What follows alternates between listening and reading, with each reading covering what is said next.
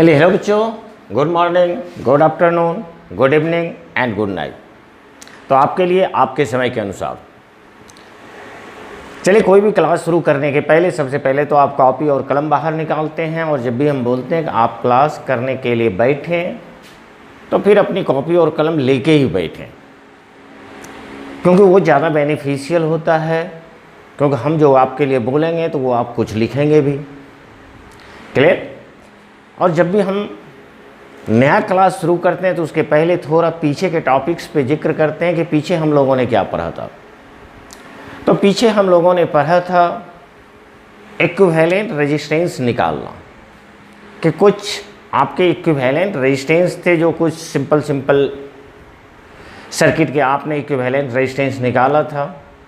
और उसके बाद ये भी हमने कहा था आपसे कि नहीं आगे भी और इक्विवेलेंट रेजिस्टेंस हैं, तो चलिए उसको देखते हैं कि उसका इक्विवेलेंट रेजिस्टेंस हम कैसे निकालते हैं। क्लियर? जैसे देखें, सबसे सिंपल हम एक तत्काल सबसे फर्स्ट क्वेश्चन के रूप में आपसे शुरू करते हैं कि देखने में थोड़ा कॉम्प्लिकेटेड लगेगा लेकिन बनता वो बहुत इजी है, कि अगर आप अच्छी तरीके से फ्राई करते हैं तो आप देखोगे कि अच्छे क्वेश्चन 2, 4, 5, 6 सेकेंड में बन जाते हैं। क्लियर? 20 आप ध्यान दें, आपसे भी बनेगा। Okay, please try. नाउ देखिए, यहाँ पर एक सर्किट हमें दिया हुआ है।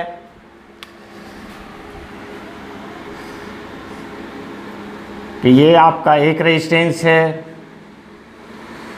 फिर इस तरीके से आपके दूसरे रेजिस्टेंस को जोड़ दिया,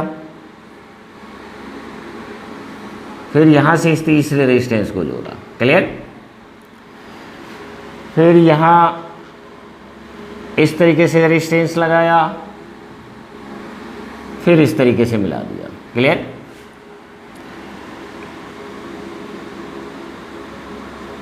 फिर यहाँ पर ये जुटा, फिर आपका इस तरीके से। क्लियर?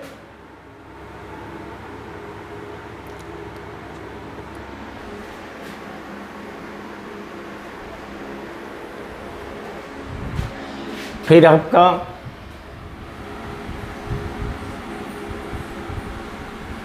ये यहाँ पर ऐड हुआ,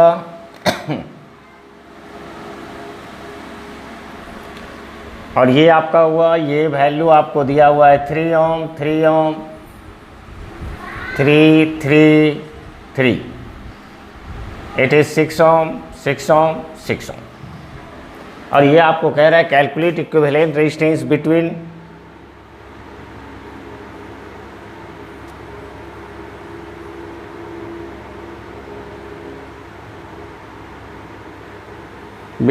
M and N, between M, this point आपका M है, दिस पॉइंट आपका N है, और इस दोनों पॉइंट के अक्रॉस आपको इक्विवेलेंट रेजिस्टेंस निकालना है। चलिए शुरू करते हैं कि सबसे पहले हम लोग क्या करते थे। तो सबसे पहले हम लोग इसका नाम देते हैं। चलिए आप भी नाम दे दें। चलिए ये हो गया R1, it is R2, R3, R4, R5, R6, R7, R8, R9। और चलिए गौर से देखें, आपको किस पॉइंट के बीच निकालना है, M और N के बीच। मतलब इधर से भी चलते हुए हमें N तक पहुंच जाना है, इधर से भी चलते हुए N तक पहुंच जाना है। क्लियर? देखें, आप गौर से अगर देखें तो दिस वन, ये R1 और R2, अगर ये करंट यहाँ से चलेगी तो ये क्या होगा, सेम करंट जाएगी। तो R1 और R2 किस में है आपके, तो यहाँ पर डायरेक्ट हम लोग लिखेंगे R1 R2 किस में है आपका, सीरीज में। क्लियर? और R1 और R2 अगर सीरीज में है तो इसका इक्विवेलेंट क्या होगा, तो ये इक्विवेलेंट आप जानते हैं R12 it is equal to R1 plus R2 series में। तो ये आपका हो गया 3 + 3 it is equal to 6 ohm. Clear? तो चलिए ये पूरा। अब आप देखो, ये जो 6 ओम बना ये R3 के साथ किस में है, इट इज इन पैरेलल। तो इस तरीके से आपका बन जाएगा ये R12 R6, ये किस में हो गया, तो ये आपका हो गया पैरेलल। अब यहाँ से 3 है, दिस इज 3। तो नाउ देखें, अब इसका इक्विवेलेंट निकालें 6 ओम, क्योंकि इस दोनों की जगह पर कितना आया हुआ है 6 ओम। 6 ओम और 6 ओम पैरेलल में है, तो R123 R123 क्या होता है, पैरेलल में अगर दो रेजिस्टेंस हो तो दोनों को मल्टीप्लाई करके दोनों को प्लस करके डिवाइड कर देते हैं, मतलब 6 × 6 बाय कितना हो रहा है आपका 6 + 6, it is 36/12, it is again 3 Om.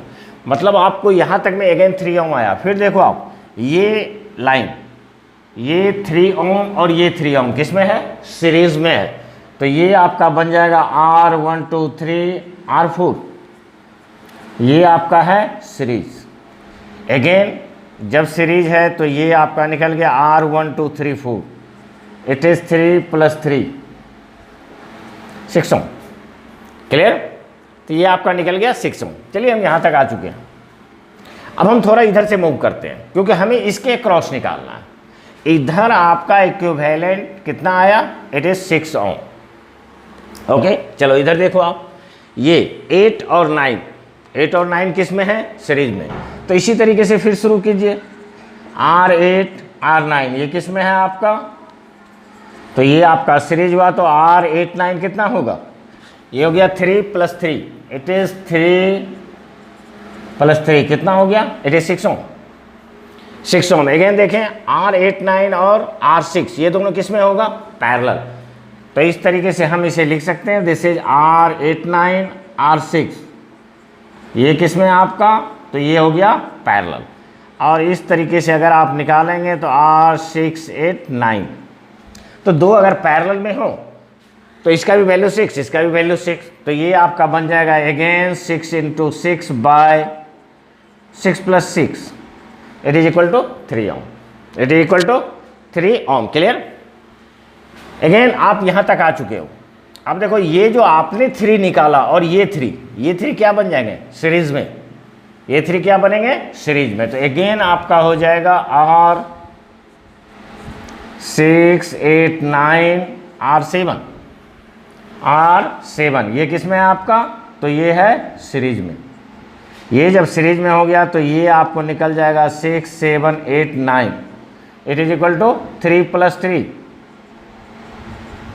Again 6 ohm. Clear? चलिए यहाँ तक आ गए। अब आप गौर से देखो, ये जो 5 है बीच में, इसके इधर भी 6 ओम, इसके इधर भी 6 ओम, तो ये 3 किस में बनेंगे, 3 पैरेलल में बनेंगे, 3 आपका पैरेलल में बनेंगे। कहने का मतलब हुआ R1234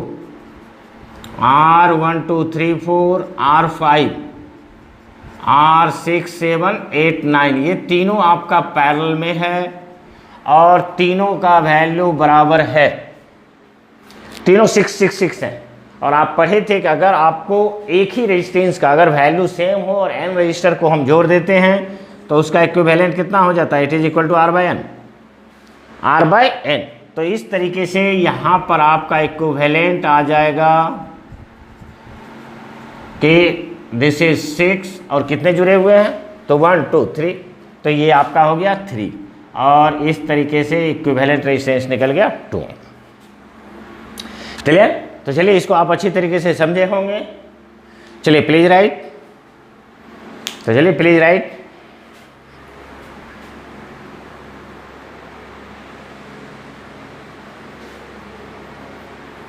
ओके कंप्लीट। तो चलिए ये आपका कंप्लीट हो गया, रब करें। चलिए इसको हटाइए।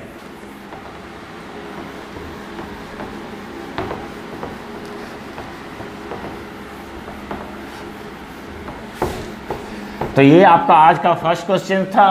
आपने देखा कि सर्किट थोड़ा देखने में कॉम्प्लिकेटेड लगता है, लेकिन अगर आप ढंग से सोच के बनाएं तो ये इजीली आपसे सॉल्व हो जाता है। क्लियर? नाउ अगेन उसी तरीके से फिर आगे बढ़ते हैं और नेक्स्ट क्वेश्चन हम आपको देते हैं कि जैसे आप देखो यहां से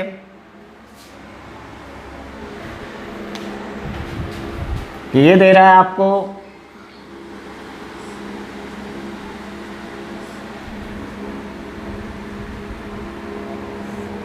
ये 3 रजिस्टर हैं, तीनों का वैल्यू R है। चलिए this point is M, this point N। Clear? Now यहां से एक पॉइंट इस तरीके से जोड़ दिया एक वायर को और इस तरीके से यहां आपका एक वायर को जोड़ दिया। बोला find equivalent resistance between M and N, कि एम और एन के बीच का इक्विवेलेंट रेजिस्टेंस देखिए। तो इसका जब आप देखेंगे और अपने पढ़े हुए चीज़ को, जो टॉपिक्स आप पढ़े हुए थे, कि पढ़े हुए टॉपिक्स पर जब आपका ध्यान जाएगा, तो इसके पहले आपने पढ़ा था कैपेसिटेंस का इक्विवेलेंट कैपेसिटेंस, कैपेसिटर का इक्विवेलेंट कैपेसिटेंस के लिए हम लोग इलेक्ट्रोस्टैटिक्स में भी पढ़े थे। और आप ध्यान करें तो सेम टू सेम क्वेश्चन बना हुआ था, सिर्फ आर के जगह पर सी लिखा हुआ था, मतलब उसी क्वेश्चंस का ये कॉपी है। अब बात ये आती है कि जिस तरीके से आपने उस क्वेश्चंस को सॉल्व किया था, उसी तरीके से इसको भी सॉल्व कर दो। और अगर हमें याद है, खैर याद ना भी है तो फिर हम याद करा रहे हैं आपको, कि इसके बाद एम और एन के बीच हमें निकालने को बोला जा रहा है।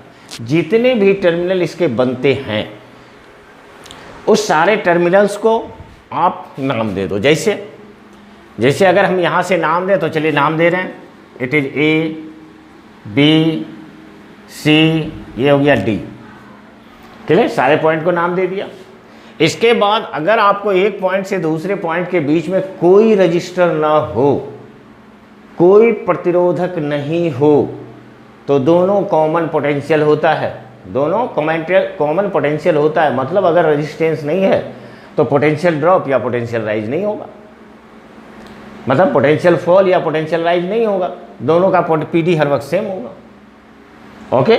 और अगर जनरल भाषा में हम बात करें, तो जनरल भाषा में आप ये भी बोल सकते हो कि अगर एक पॉइंट से दूसरे पॉइंट के बीच में कोई रेजिस्टेंस नहीं है, तो उसे हम एक पॉइंट मानते हैं।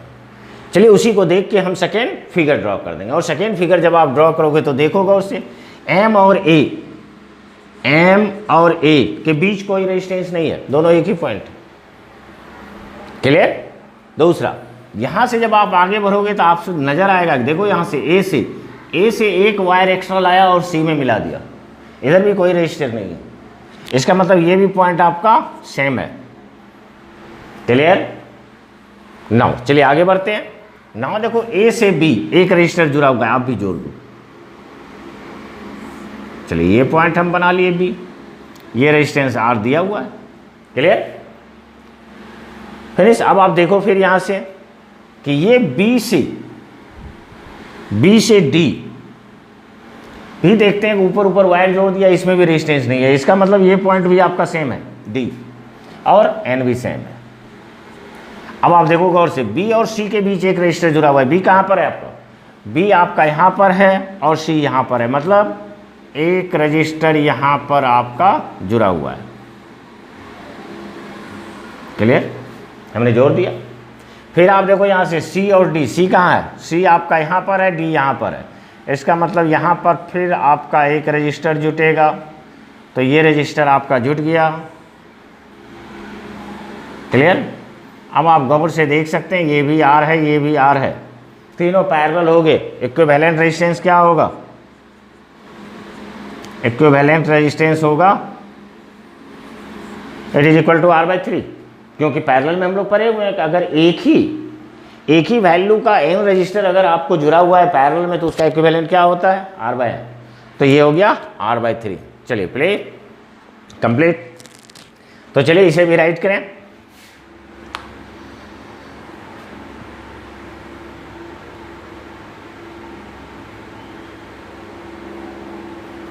Okay finish. चलिए रब करते हैं। तो चलिए इसे हटाइए, रब करते हैं ना। देखिए इसी में हम थोड़ा सा चेंज करते हैं। आपको थोड़ा सा चेंज करने का मतलब है कि यहाँ पर हम एक रजिस्टर जोड़ देते हैं। तो ये यहाँ से जब हम एक रजिस्टर को जोड़ेंगे, चलिए इसका भी वैल्यू आर। अब देखें, अब फिगर चेंज कर गया। अब यहाँ से ए और सी के बीच में भी रजिस्टर जोड़ दिया, दोनों एक पॉइंट नहीं है। तो चलिए इसको भी हम उसी तरीके से सॉल्व करेंगे जैसे आपको बताए। नाम तो सारे पॉइंट का दिया हुआ है, और उसी तरीके से जब आप बनाएंगे तो ये क्वेश्चन भी आपसे बनेगा। चलिए प्लीज़ ट्राई करें। जैसे आप देखो एम और ए, चलिए ये पॉइंट एम हुआ, यही पॉइंट ए हुआ। क्लियर। ए से बी आप देखो एक रजिस्टर जुड़ा हुआ है, चलो आप भी जोड़ दो। चलिए ये पॉइंट हो गया बी।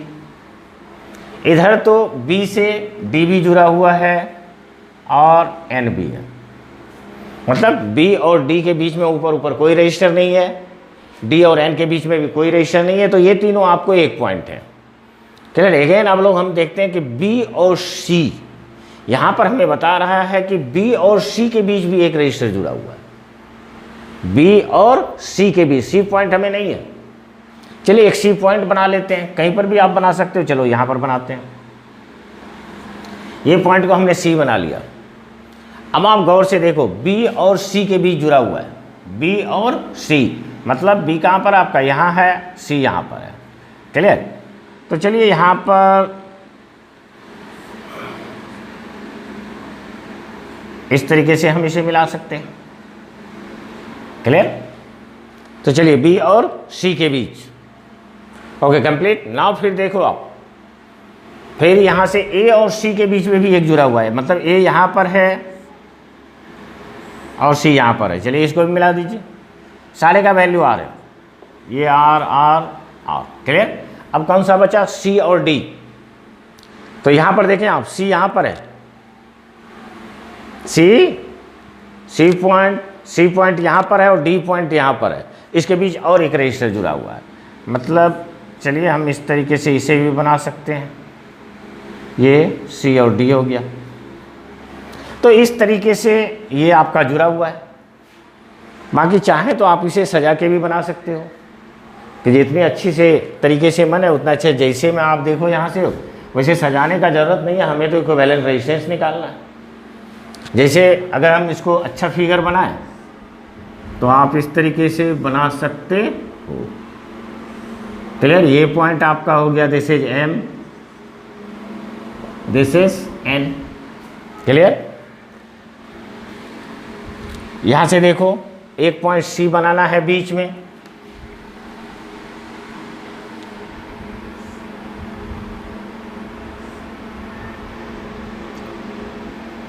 तो इस पॉइंट को हम C बना लेते हैं। ये पॉइंट आपका C हो गया। इसके बाद C से आपको दो रजिस्टर हैं, तो चलिए एक ऊपर एक नीचे।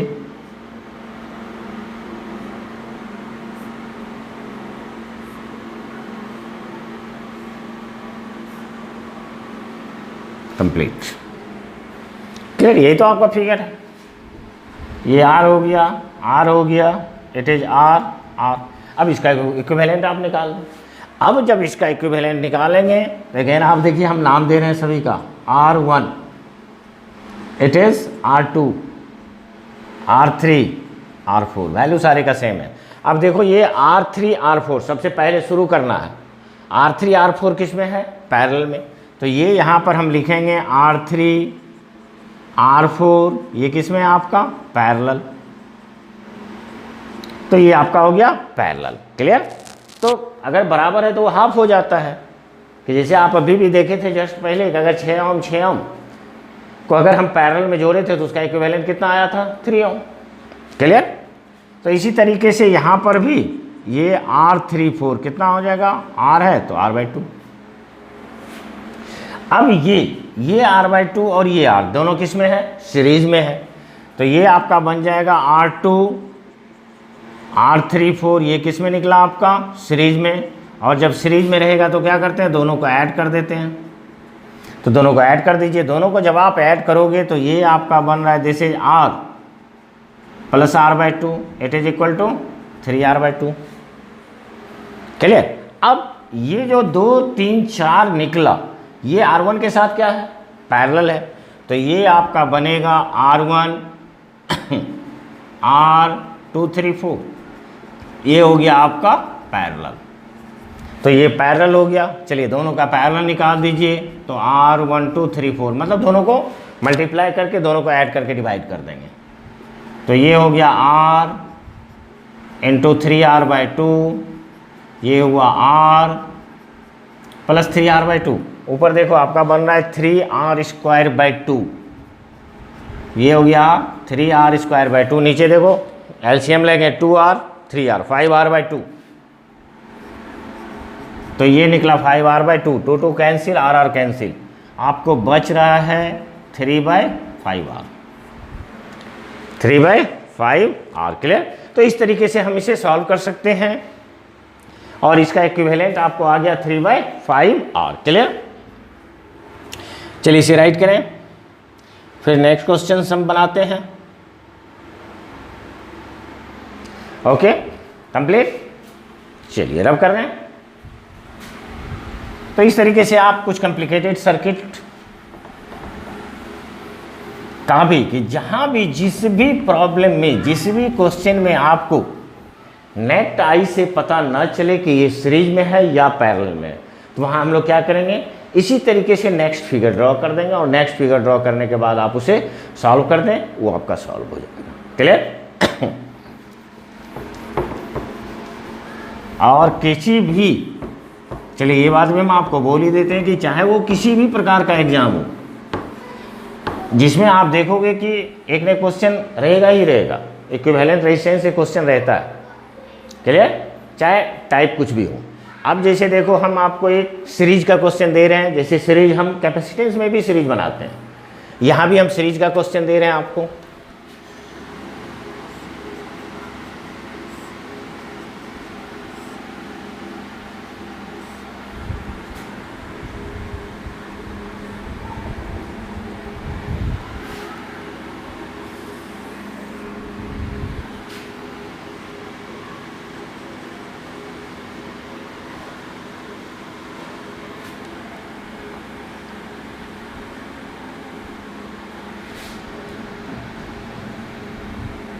और चलें, ये भी क्या है आपका, इट इज इन सीरीज। इसका वैल्यू आपको दिया हुआ है 2 ओम 2 ओम 2 2। ये आपको है इट इज 3 ओम 3 ओम 3 ओम। और ये आपका पॉइंट है, find equivalent resistance between M and N. तो ये भी सेम टू सेम है, जैसे हम लोग कैपेसिटर में सॉल्व किए थे उसी प्रकार से ये भी सॉल्व होता है। समझ रहे हैं? और उसमें अगर आपको याद हो तो हम क्या करते हैं कि इस पूरे सीरीज का ही इक्विवेलेंट रेजिस्टेंस मान लेते हैं। तो चलिए यहाँ भी मान लेते हैं कि यहाँ भी चलिए मान लेते हैं कि इक्विवेलेंट रेजिस्टेंस कितना है, R है। Let the equivalent resistance, let the equivalent resistance of infinite series, infinite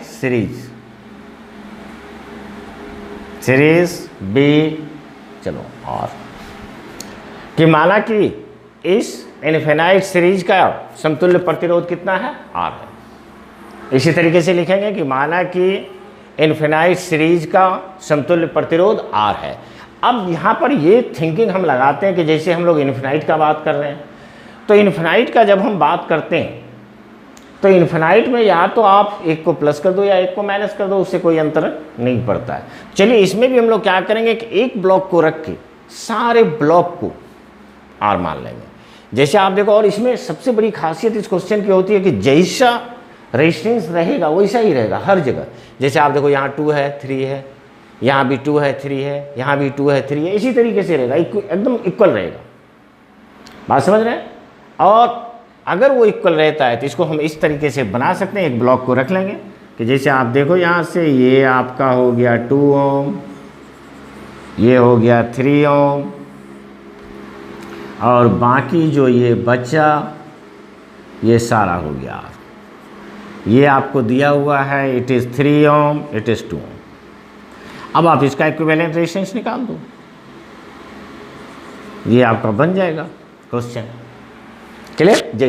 जैसे अब यहाँ से देखो ये 3 और R किस में है, पैरेलल में, तो यहाँ पर आप आराम से लिख सकते हो 3 ओम R, ये किस में है, तो ये आपका पैरेलल में है। इसका इक्विवेलेंट निकालें तो इसका इक्विवेलेंट क्या होगा, तो ये आपका इक्विवेलेंट यहाँ पर निकल जाएगा 3 × R, तो 3R बाय 3 + R। और इसका जो ये निकला इक्विवेलेंट, ये इसके साथ क्या हो जाएगा, ये आपका सीरीज में हो जाएगा। तो इस तरीके से 3R बाय 3 + R n यहाँ पर है 2, 2 ओम। ये किस में है आपका?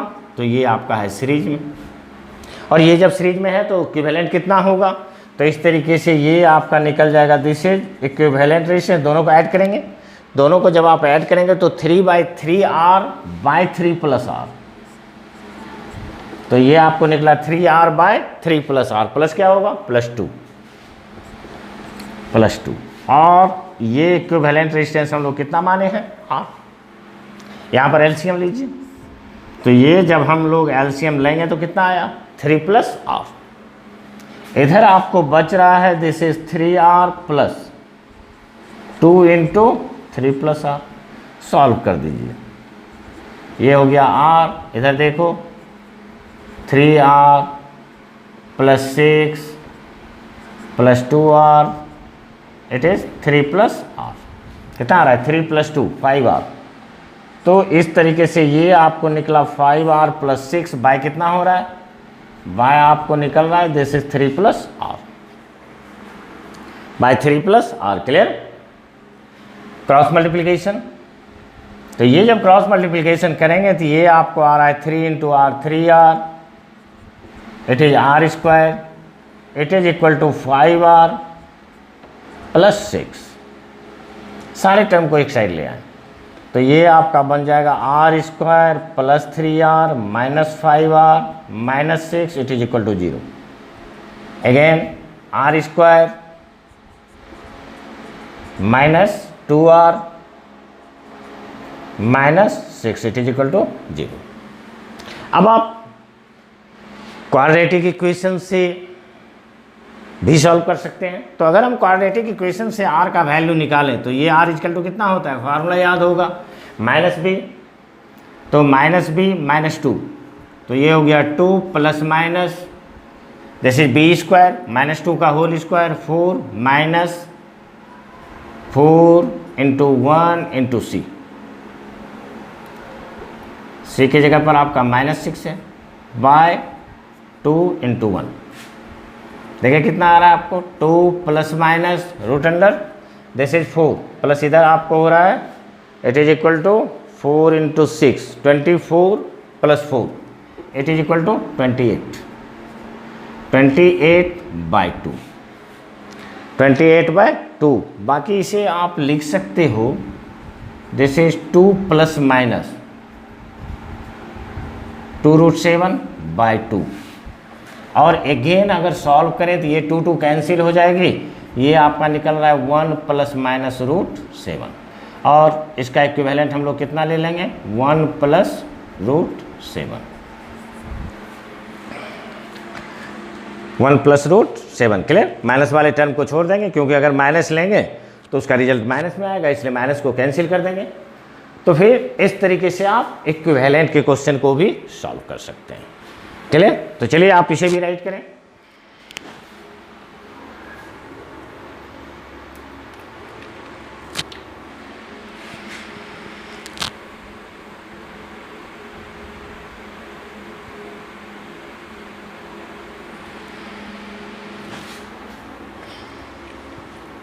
चलिए, क्लियर तो हो ही गया होगा, क्योंकि चलिए इसे भी रब करेंगे।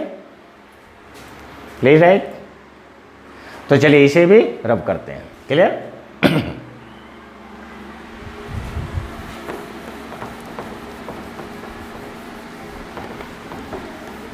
तो ये थे आपके कुछ कॉम्प्लिकेटेड सर्किट, और अगर इससे भी ज़्यादा कॉम्प्लिकेटेड हो तो क्या करें? अब बात आती है, चलो यहाँ तक तो हम अच्छी तरीके से समझ गए, और अगर इससे भी ज़्यादा कॉम्प्लिकेटेड सर्किट हो तो फिर हम क्या करेंगे? तो चलिए उसके लिए भी एक प्रोसेस आता है कि equivalent resistance of complicated circuit. Clear? तो चलिए इस तरीके से आप नाम भी दे सकते हैं, equivalent resistance of complicated circuit. Clear? तो ये आपका हो जाएगा, this is equivalent resistance, equivalent resistance of complicated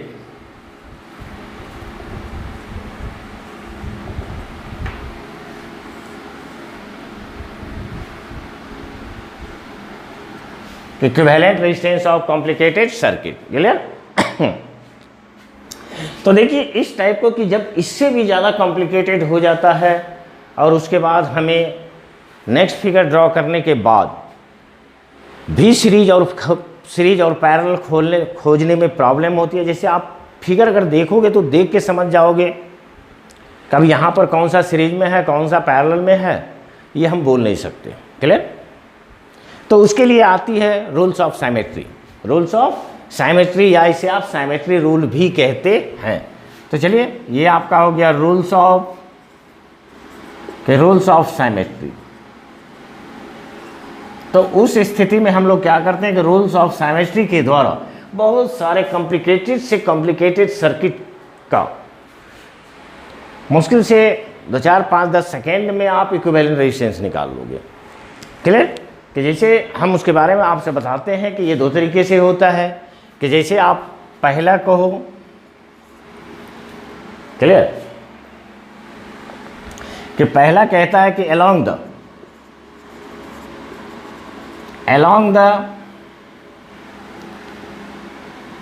along the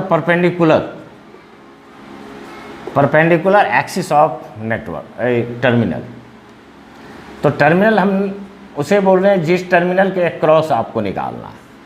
तो ये पहला नाम हुआ आपका, जिसे सिंपल भाषा में हम लोग मिरर साइमेट्री भी बोलते हैं। मिरर साइमेट्री भी बोलते हैं। एक्चुअल में दोनों में फोल्डिंग का यूज करते हैं, लेकिन एक एक्सिस के परपेंडिकुलर करते हैं और एक्सिस के अलोंग करते हैं। क्लियर? दूसरा आपका कहता है कि this is along the axis या along the axis of terminal.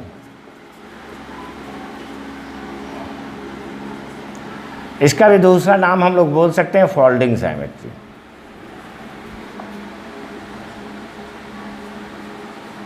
चलिए फोल्डिंग साइमेट्री। तो इस 2 तरीके से हम कैलकुलेशन करते हैं कि किस तरीके से होगा। तो चलिए ये 2 नाम आप लिख लें, फिर हम आपको एग्जांपल देके समझाते हैं कि ये किस तरीके से होता है। क्लियर? चलिए प्लीज राइट। तो चलिए नाम हो ही गया। इस तरीके से अगर आप समझें तो यहाँ पर 2 साइमेट्री हमें लेनी है, चूज करनी है। तो या तो हम उसे मिरर साइमेट्री चूज करें और हम लोग किसको चूज करें कि या तो फोल्डिंग साइमेट्री चूज करें। क्लियर? तो चलिए सबसे पहले हम लोग मिरर साइमेट्री की बात करते हैं।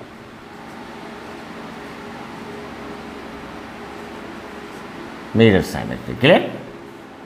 आप देखो यहां पर हम एक सर्किट बनाने जा रहे हैं। जैसे आप देखो यहां पर एक सर्किट आपको दी हुई है।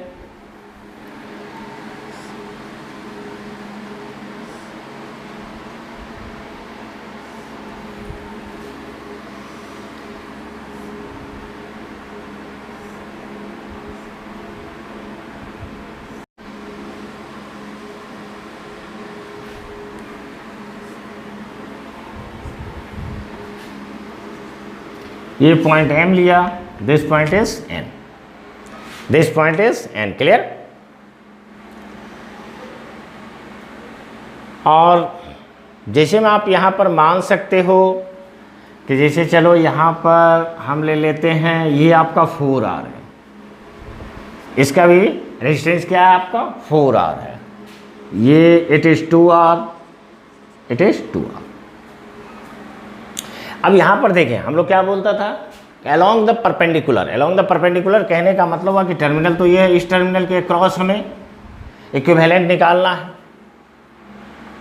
लेकिन कि यहाँ से अगर आप देखें तो इस एक्सिस के थ्रू अगर इसे हम फोल्ड करते हैं M और N के थ्रू, तो ये यहाँ पर 4R है, लेकिन यहाँ पर क्या है 2R है। तो जब भी होना चाहिए दोनों का सेम होना चाहिए।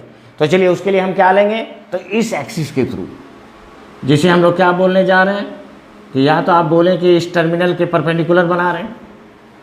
चलिए इसको हटाइए। क्लियर? आप समझ गए होंगे। अब आप गौर से देखो कि अगर हम इस तरीके से बना रहे हैं, मिरर साइमेट्री के द्वारा बना रहे हैं, तो मिरर क्या होता है कि जस्ट फोटोकॉपी। कि जैसे आप देखो यहाँ से ये 4R है, तो ये क्या है 4R, जस्ट यहाँ से फोल्ड करो आप। तो जस्ट अगर फोल्ड करें तो इस 4R पर ये 4R आ जाएगा, और इस 2R पे ये 2R आ जाएगा, चाहे बीच में आपका कुछ भी है। चलिए यहाँ भी हम लोग मान लेते हैं कि यहाँ पर R है। Okay, complete. तो इसमें हम लोग क्या करते हैं कि हम लोग ये मान के चलते हैं कि इधर से जितना करंट आ रहा है उधर उतना ही करंट जा रहा है, क्योंकि एक चीज़ हम लोग जानते हैं और आगे हम लोग पढ़ेंगे भी किरचॉफ्स लॉ में कि किसी भी सर्किट में जितनी करंट जाती है तो आउटपुट भी उतनी मिलनी चाहिए, चाहे बीच में ब्रांच जितने बढ़ जाएं। क्लियर।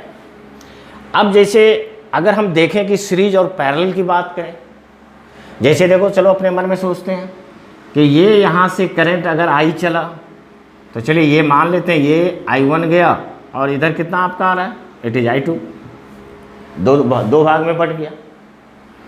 अगर आप देखो तो ये करंट यहाँ से आएगी, लेकिन यहाँ पर आके क्या होगा, ये फिर बढ़ जाएगी, मतलब फिर इधर से भी ये I2 आएगी, इधर बढ़ रही है। मतलब कि ये सीरीज और पैरेलल आपको देखने से पता नहीं चल रहा है। क्लियर। तो उसके लिए हम लोग क्या करेंगे, अब जैसे हम लोग मानेंगे कि हम लोग बोलेंगे नहीं, इसमें करंट का डिवीजन देखते हैं कि जैसे इस पार्ट में अगर I1 I2 करंट I1 इधर जा रही है, I2 उधर जा रही है, इसका मतलब हुआ कि अगर हम किसी सेल को जोड़ें कि जैसे यहाँ से अगर मान लो कि इस तरीके से उठा और यहाँ से एक सेल को जोड़ दें इस तरीके से, तो अगर हम इस तरीके से सेल को एज्यूम करना है, हमने सिर्फ आपको दिखाया। क्लियर। तो अगर सेल को जोड़ें तो दिस बिकम्स पॉजिटिव टर्मिनल, कि ये आपका कौन सा बन रहा है, तो दिस इज पॉजिटिव, तो ये क्या बन जाएगा आपका, इट इज़ नेगेटिव। तो इस तरीके से हम अपने मन में एज्यूम कर लेंगे। और यहाँ से अगर करंट I1 आ रही है तो चूंकि सेम है फोटोकॉपी, तो सेम अगर है तो यहाँ पर करंट कितनी आएगी, इट इज I1, और यहाँ पर भी करंट कितनी आएगी, इट इज I2। अब आप गौर से सोचो कि यहाँ से करंट I1 चली थी, ये करंट इधर भी कितना है, I1 ही है, मतलब यहाँ पर कोई करंट डिवाइड नहीं हुई। क्लियर। बात को थोड़ा ध्यान देके अच्छी तरीके से समझेंगे कि यहाँ से करंट I1 चली और यहाँ पर करंट कितना मिल रहा है, I1 ही मिल रहा है। इसका मतलब इधर कोई करंट आया, अगर आता तो I1 नहीं मिलता, I1 से कम मिलता। क्लियर। इधर से भी देखो आप, ये करंट I2 आ रही है और यहाँ पर करंट कितना मिल रहा है, इट इज I2, इसका मतलब यहाँ भी करंट डिवाइड नहीं हो रहा। मतलब ये जो रेजिस्टेंस दिया हुआ, इस रेजिस्टेंस का कोई रोल इस सर्किट में नहीं है। और अगर उसका रोल नहीं है तो फिर आप देखो यहाँ से ये 4R करंट बराबर, इसमें I1 इसमें I1, दोनों किस में हो गए, दोनों सीरीज में हो गए, दोनों सीरीज में हो गए। तो ये आपका हो गया, it is R1 R2, it is R3 R4। तो इस तरीके से हम लोग यहाँ पर लिख सकते हैं, दिस इज R1 R2, ये किस में है आपका, ये सीरीज में है। तो ये कितना हो जाएगा, ये R12 आपको निकलेगा, it is equal to 4R plus 4R, 4R plus 4R, it is equal to 8R। Clear. 8R। Next आप देखो यहाँ से इधर R3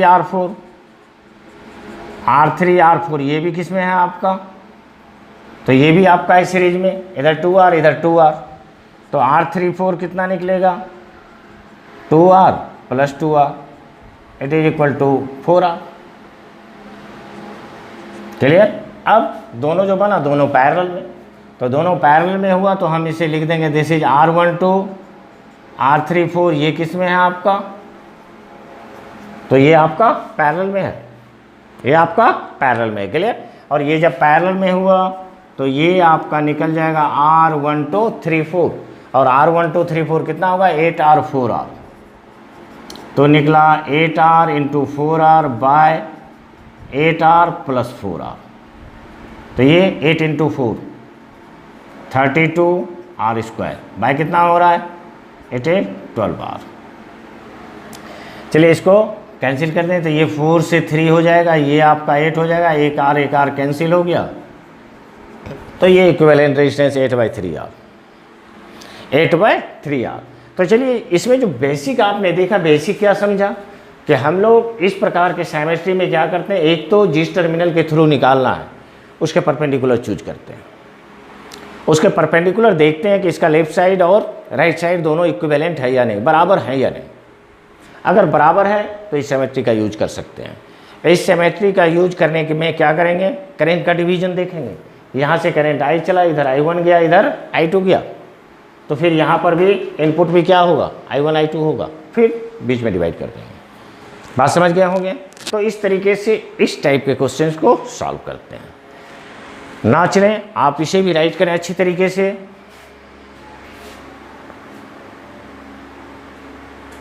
चले कंप्लीट। ना हम लोग देखते हैं कि जस्ट फोल्डिंग, तो जस्ट इसे चलिए मिरर को हटाइए, तो दिस इज फोल्डिंग।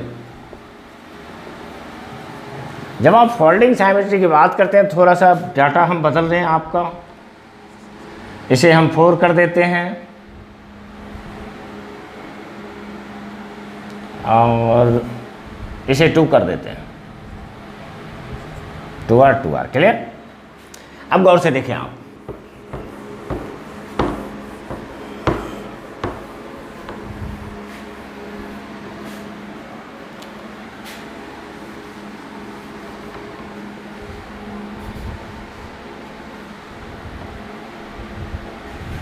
तो इस करंट सारे को रब कर दिए, क्योंकि इसमें करंट का डिवीजन हम लोग नहीं लेते हैं।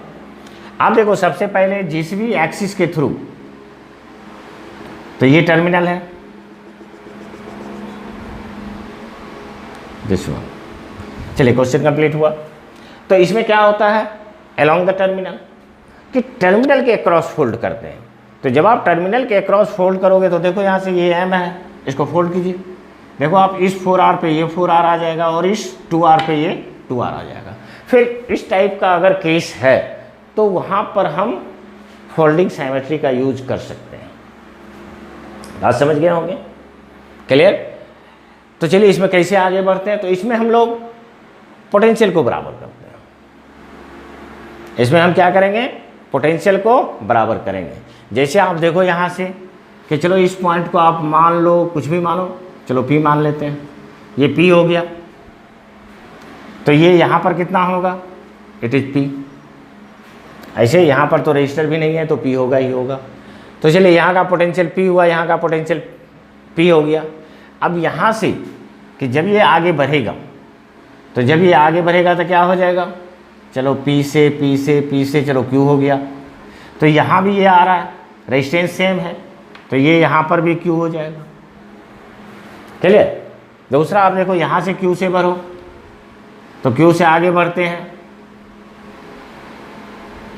चलो ये X हो गया, ये X हो गया, क्लियर।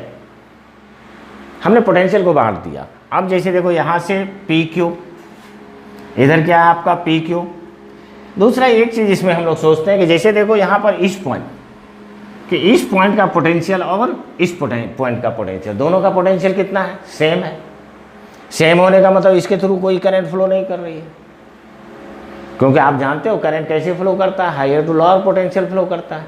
यहाँ पर तो पोटेंशियल वैरी ही नहीं कर रहा है, और जब पोटेंशियल वैरी नहीं कर रहा है तो इसका मतलब दोनों पॉइंट का पोटेंशियल सेम है, और दोनों पॉइंट का पोटेंशियल अगर सेम है तो इसके थ्रू कोई करंट फ्लो नहीं करेगा।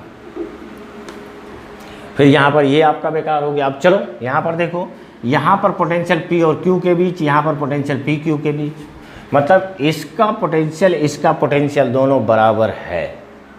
तो दोनों पोटेंशियल अगर आपका बराबर है तो इसका मतलब दोनों किस में है, दोनों पैरेलल में है। चूंकि दोनों सेम ही होता है तो ये भी आप जानते हो कि जब सेम होता है तो हम लोग क्या करते हैं, हाफ से डिवाइड कर देते हैं। जैसे अगर मान लो कि ये R और एक R दोनों पैरेलल में है तो R into R by R plus R, ये क्या बन जाता है, इट इज R/2। इतना तो हम लोग बनाते बनाते सीख भी चुके हैं। तो इसका मतलब है ये 4R कितना हो जाएगा आपका, ये भी 2 से डिवाइड हो जाएगा, ये 2R हो गया, क्लियर। ये आपका गाइड इधर का पार्ट फिनिश। ना देखो यहाँ पर ये आपका 2R है, ये Q और X, ये Q और X, इसका मतलब ये दोनों भी किस में है, तो ये दोनों भी आपका पैरेलल में है, ये दोनों भी आपका पैरेलल में है। तो उस स्थिति में ये क्या हो जाएगा आपका, तो ये भी 2 हो गया, it is equal to R। It is equal to R. Clear? तो equal to are.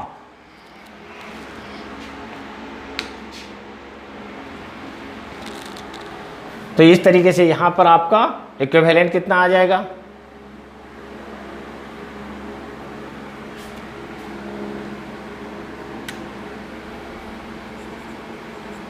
It is equal to 3R। तो इस तरीके से आपका इसका आंसर कितना आ रहा है? It is equal to 3R। Clear? Okay. तो इस तरीके से हम लोग फोल्डिंग सिमेट्री का यूज करते हैं। वैसे हम आपके लिए फोल्डिंग सिमेट्री में और भी कुछ लेके आएंगे, मिरर सिमेट्री में भी कुछ लेके आएंगे, और थोड़ा अच्छे तरीके से इसको हम डिस्क्राइब करेंगे आपके लिए। क्लियर? तो चलिए इसी तरीके से मन लगाकर पढ़ाई करते रहें, आगे बढ़ते रहें। फिर नेक्स्ट क्लास में हम आपसे मिलते हैं। तब तक के लिए थैंक यू।